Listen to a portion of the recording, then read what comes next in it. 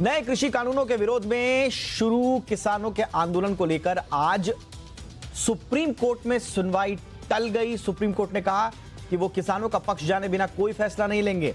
ऐसे में अभी सरकार और किसानों के बीच कमेटी बनाने पर कोई फैसला नहीं हुआ। सुनवाई के दौरान चीफ जस्टिस ने कहा कि हम प्रदर्शन के विरोध में नहीं है, लेकिन बातचीत होनी चाहिए सरकार की तरफ से। किसान आंदोलन की वजह से आम लोगों को हो रही परेशानियों को गिनाया गया। कोर्ट में पंजाब सरकार की तरफ से पी चिदंबरम ने किसानों का पक्ष रखा। उन्होंने कहा कि किसानों ने रास्ते बंद कर प्रदर्शन नहीं किए हैं, बल्कि सरकार ने रास्ते बंद किए हैं।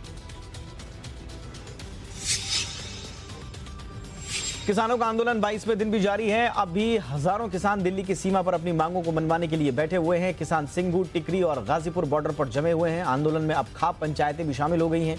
खाप पंचायत के कई नेता दिल्ली पहुंच चुके हैं और गाजीपुर बॉर्डर पर महापंचायत भी की गई है। खाप पंचायतों के अलावा आंदोलन में उन किसानों की पत्नियां भी शामिल हो गई हैं जिन्होंने कर्ज की वजह से आत्महत्या की। लगातार 22 दिन से चल रहे इस आंदोलन में कल एक और किसान की मौत हो गई। सिंघू बॉर्डर के पास स्थित ड्रेन नंबर 8 में गिरने से इस किसान की मौत हुई। एक तरफ जहां किसान अपनी मांगों से टस से मस होने को तैयार नहीं है, दूसरी तरफ सरकार ने भी कमर कस ली है। केंद्र सरकार ने किसानों के लिए एक बुकलेट जारी की है। इस बुकलेट के जरिए सरकार किसानों के भ्रम दूर करने की कोशिश कर रही है।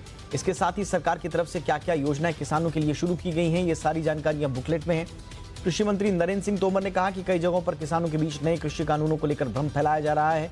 हम किसानों को कानूनों के बारे में समझाएंगे, किसी को गुमराह होने की जरूरत नहीं है। दूसरी तरफ यूपी के सीएम योगी आदित्यनाथ विपक्ष पर किसानों को भ्रमित करने का आरोप लगा रहे हैं।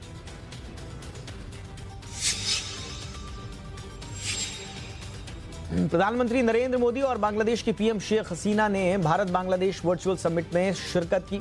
इस मौके पर पीएम मोदी ने कहा कि बांग्लादेश ने कोरोना के खिलाफ लड़ाई में खूब हौसला दिखाया है। कोरोना काल में स्वास्थ्य सेवाओं को लेकर दोनों देशों के बीच अच्छा सहयोग रहा। स्वास्थ्य सेवाओं को लेकर दोनों देशों के बीच अच्छा सहयोग रहा। वैक्सीन को लेकर भी भारत बांग्लादेश की हर संभव मदद करेगा। साथ ही पीएम मोदी ने यह भी कहा कि भारत की नेबर फर्स्ट पॉलिसी में बांग्लादेश एक अहम हिस्सा है।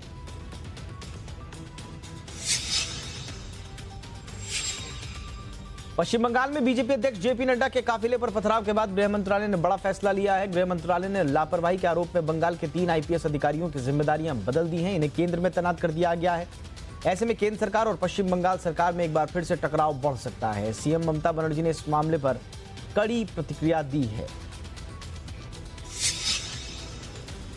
पश्चिम बंगाल की सियासत में हलचल रुकने का नाम नहीं ले रही। ममता बनर्जी सरकार के मंत्री रहे शुभेंदु अधिकारी ने टीएमसी सुप्रीमो को बड़ा झटका देते हुए इस्तीफा दे दिया। आज शुभेंदु ने पार्टी के सभी पदों से इस्तीफा दे दिया है। अब माना जा रहा है कि शुभेंदु अधिकारी जल्द ही भारतीय जनता पार्टी में शामिल हो सकते हैं और बीजेपी के लिए ममता के खिलाफ मजबूत आधार साबित हो सकते हैं। बता दें कि शुभेंदु ममता के नजदीकी रणनीतिकारों में शामिल रहे। देश भर के विभिन्न इंजीनियरिंग कॉलेजों में एडमिशन के लिए आयोजित की जाने वाली जेईई मेन परीक्षा 2021 में 4 बार होगी। ये परीक्षा फरवरी से मई तक आयोजित की जाएगी। इन 4 महीनों में देश भर के अलग अलग परीक्षा केंद्रों पर जेईई मेन की परीक्षा आयोजित की जाएगी। इस बाबत एचआरडी मंत्रालय ने एनटीए को निर्देश दिया है कि फरवरी, मार्च, अप्रैल और मई में परीक्षा आयोजित की जाए। पहली जेईई मेन परीक्षा 23 फरवरी से 26 फरवरी के बीच होगी। आपको बता दें कि इस बार 13 भाषाओं में ये परीक्षा होगी।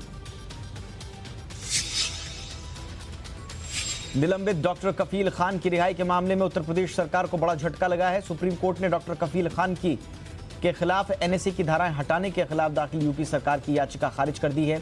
हालांकि सुप्रीम कोर्ट ने कहा कि हाईकोर्ट की टिप्पणी आपराधिक मामलों को प्रभावित नहीं करेगी।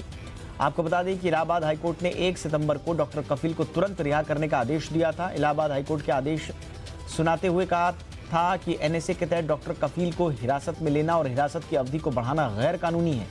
हाईकोर्ट के इस आदेश के खिलाफ यूपी सरकार सुप्रीम कोर्ट पहुंच गई थी। देश में कोरोना से हालात बेहतर होते जा रहे हैं। दिन ब दिन कोरोना केसेस में कमी आ रही है। बीते 24 घंटे की बात करें तो देश में 24,000 नए केसेस सामने आए। नए मामलों के मुकाबले ठीक होने वालों की संख्या ज्यादा है। बीते दिन 33,200 से ज्यादा लोग ठीक हुए। रिकवरी रेट में भी जोरदार सुधार देखने को मिल रहा है। रिकवरी रेट 95% के ऊपर बना हुआ है। इसी के साथ देश भर में कुल केसेस 99,56,000 के पार हो गए हैं। हालांकि इसमें से 94,89,000 से ज्यादा लोग ठीक हुए। इस तरह कुल एक्टिव केस 3,30,000 हैं। कोरोना के मोर्चे पर दिल्ली वासियों के लिए भी राहत की खबर है। राज्य में पहली बार कोरोना रिकवरी दर 96% के पार पहुंच गई है। दिल्ली में कोरोना की रिकवरी दर बढ़ने के साथ ही एक्टिव मरीजों की दर घटकर 2.16% हो गई है। इसी के साथ राज्य में एक्टिव मरीजों की संख्या 13,261 हो गई है। 28 अगस्त के बाद से राज्य में सक्रिय मरीजों की संख्या सबसे कम हुई है। वहीं बात करें नए मामलों की तो पिछले 24 घंटे में 1,547 नए मामले सामने आए हैं। फिलहाल दिल्ली में कोरोना मरीजों की संख्या 6,12,000